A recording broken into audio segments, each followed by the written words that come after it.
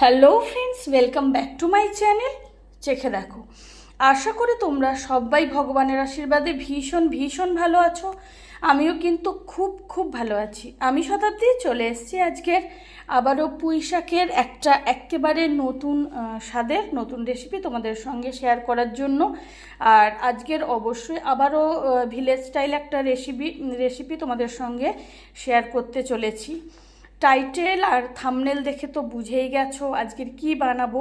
আর হ্যাঁ, আজকের ভিডিওটা কিন্তু স্কিপ না করে পুরোটা দেখার অনুরোধ রইল। তো আজকের আমি বানাবো সমুদ্রের কাঁকড়া দিয়ে পুঁই শাকের তরকারি। তো সমুদ্রের কাঁকড়া দিয়ে পুঁই শাকের তরকারি বানানোর জন্য আমি এখানে পুঁই শাক নিয়েছি। পুঁই শাকগুলোকে ভালো করে কেটে পরিষ্কার করে আমি একটু জলে ভিজিয়ে রেখেছি যাতে শাকটা ভীষণ টাটকা থাকে। এখানে নিয়েছি সমুদ্রের কাঁকড়া। আর রান্নাটা যেহেতু গ্রামের সুন্দরবন এলাকার, তো সুন্দরবনের সমুদ্রের কাঁকড়া নিয়েছি। এখানে নিয়েছি। তোমরা চাইলে এখানে দুই ধরনের আলু মিক্সড করে রান্নাতে দিতে পারো, মানে এমনি নর্মাল যে আলু আর রাঙা আলু, শুধু রাঙা আলুতে করতে পারো। আবার রাঙা আলু যদি নাও থাকে এমনি নর্মাল আলু দিয়েও পুরো রান্নাটা করা যায়। নিয়েছি পাকা মিষ্টি কুমড়ো, যেটা মানে এই রান্নার জন্য পাকা মিষ্টি কুমড়োটা ভীষণ দরকার। নিয়েছি পেঁয়াজ কুচি। এখানে নিয়েছি শুকনো লঙ্কা, তেজপাতা আর পাঁচফোড়ন। এটা হচ্ছে ফোড়নের জন্য, কিন্তু এটা মাস্ট লাগবেই।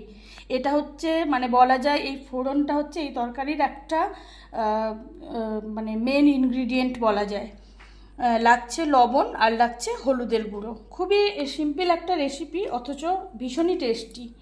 তো প্রথমে আমি কাঁকড়ার মধ্যে দিয়ে দিচ্ছি খুব সামান্য পরিমাণ লবণ, আর দিয়ে দিচ্ছি হলুদের গুঁড়ো।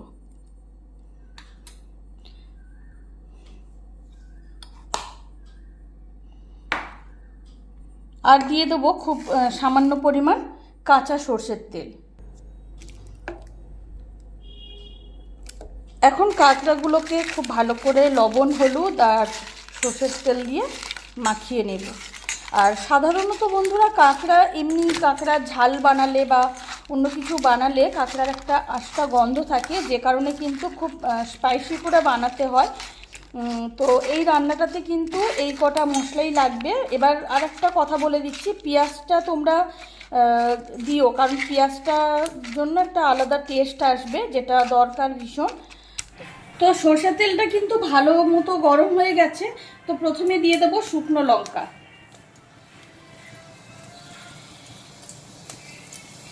শুকনো লঙ্কাগুলোকে দুভাগ করে আমি তেলের মধ্যে দিয়ে দিলাম। আর শুকনো লঙ্কাটাকে প্রথমে কালো করে ভেজে নেব। শুকনো লঙ্কাটা যখন কালো হয়ে যাবে তখন আমি পাঁচফোড়ন আর তেজপাতাটা দিয়ে দেব। তো শুকনো লঙ্কাটা কিন্তু ভালো মতো ভাজা হয়ে গেছে। এখন দিয়ে দিচ্ছি পাঁচফোড়ন, আর দিয়ে দিচ্ছি তেজপাতা।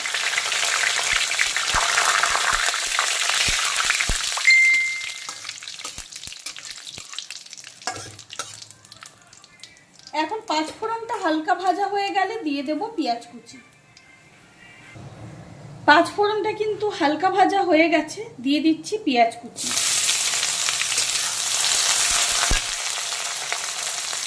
এখন পেঁয়াজ কুচিটাকেও হালকা বাদামি কালার করে প্রথমে ভেজে নিতে হবে।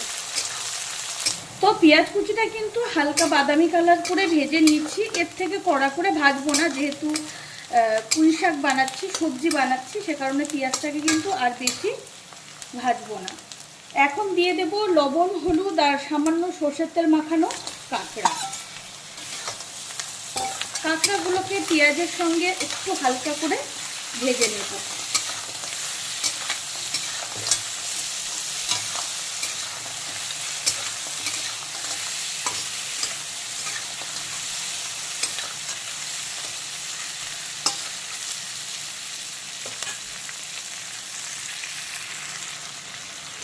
তো কাঁকড়াগুলোকে হালকা করে ভেজে নিয়েছি পেঁয়াজের সঙ্গে।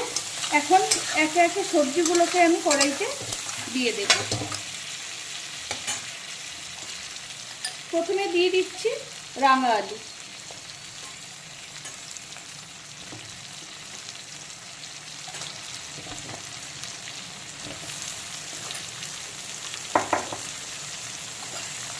দিয়ে দিচ্ছি কুমড়ো। এই রান্নাটাতে কিন্তু কোনো সবজিকে আলাদা করে ভাজার বা আলাদা করে কষানোর কোনো দরকার নেই।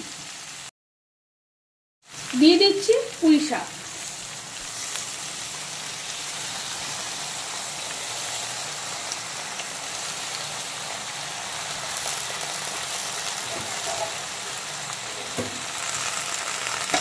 এখন পুঁই শাক, কুমড়ো, রাঙা আলু, কাঁকড়া, পেঁয়াজ কুচি সব কিছুর সঙ্গে ভালো করে মিক্সড করে নেব।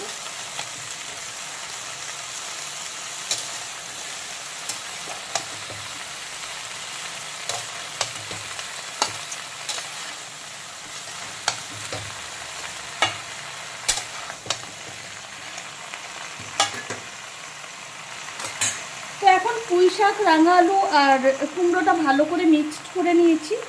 এখন দিয়ে দিচ্ছি পরিমাণের থেকে কম লবণ, কারণ যেহেতু শাক বানাচ্ছি লবণটা একটু 19-20 কম থাকলে কোনো ক্ষতি নেই, বরং বেশি হয়ে গেলে কিন্তু টেস্ট পুরোপুরি নষ্ট হয়ে যাবে। দিয়ে দিচ্ছি পরিমাণ মতো হলুদের গুঁড়ো।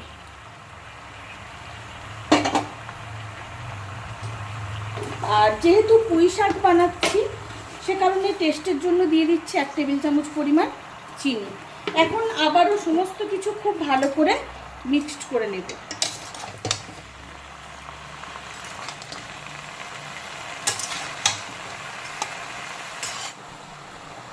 এখন প্রায় 2 মিনিট সময় নিয়ে সমস্ত কিছু খুব ভালো করে মিক্সড করে নিয়েছি। লবণ, হলুদ, চিনি, কাঁকড়া, পুঁই শাক, কুমড়ো, রাঙালু সব কিছুই খুব ভালো করে, আর সেটা করেছি অবশ্যই ফুল আছে। কিন্তু এখন আঁচটাকে পুরোপুরি লো করে ঢাকা চাপা দিয়ে দিয়ে বেশ কিছুক্ষণ পুঁই শাক থেকে জল বেরোনো পর্যন্ত আমাকে রান্নাটা করে নিতে হবে।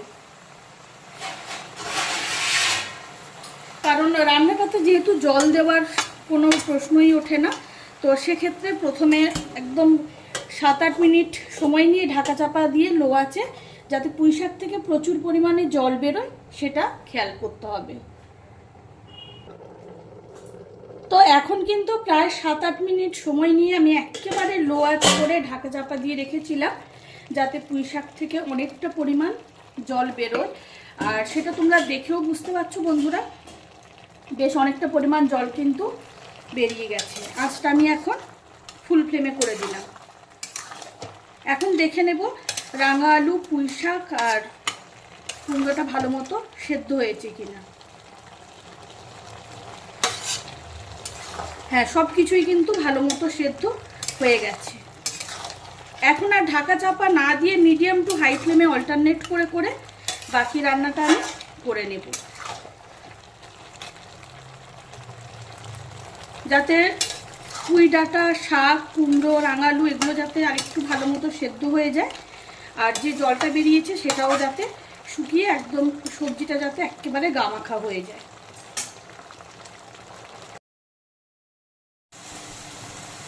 তো এখন আবারও 2-3 মিনিট সময় নিয়ে ফুল আছে ঢাকা চাপা ছাড়াই বাকি রান্নাটা আমি করে নিলাম। আর দেখতেই পাচ্ছ বন্ধুরা, সবজিটা কিন্তু একেবারেই রেডি হয়ে গেছে, একদম শুকনো হয়ে গেছে, গা মাখা হয়ে গেছে।